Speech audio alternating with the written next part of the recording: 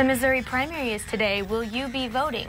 And would you let your kids play with female Legos? That we just mentioned, KOMU8's Lindsay Cooper has that story from the social media desk.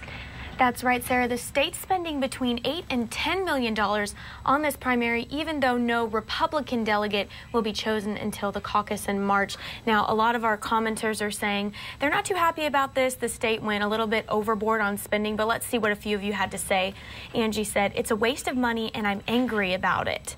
But Shannon says there are people around the world fighting and dying for the same right to vote as we do. Whether it counts or not, it is our right, and in order to keep a right such as this, we either use it or lose it. And then Betty makes a great point here. She says there are 4 candidates for the Democrat Party nomination. These candidates filed properly and paid the required fee and deserve to have the election held as required.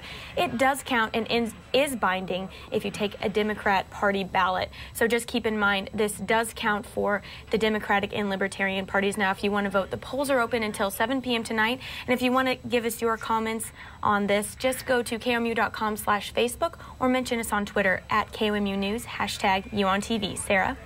Shifting gears now, talking about Legos introducing female figurines to its toys. I played with Legos with the boy figurines when I'm younger, but people are talking about this online. And the play sets, they're coming out. There'll be a bakery, a beauty shop, and also a vet's office as well. Yeah, a lot of female stereotypes kind of being thrown out there, and most commenters are saying, well, hey, kids will be kids.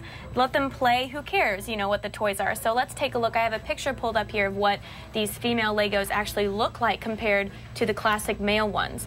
Now, a few comments. Miranda says, "I feel that the more people point out the issue of gender stereotypes to children and families, the more of an issue it actually becomes."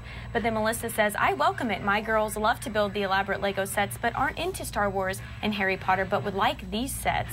And then Kristen says, "My girls are quite happy with Star Wars Legos, and as a child, I remember borrowing my little brother's space Legos." So that's a pretty interesting conversation we have going on there. And these Legos have been released, and they're receiving quite a bit of backlash for this, actually. But they said they've conducted many studies on this, and they found that little girls like playing with both the male and female Legos. All right, people reacting to that breaking news out of Kansas. Lindsay Cooper.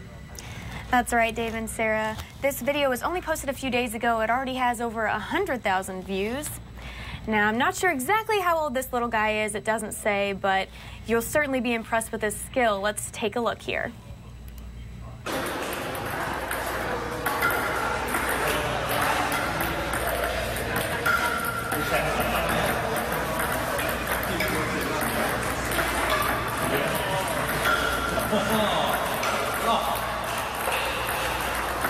He is awfully cute.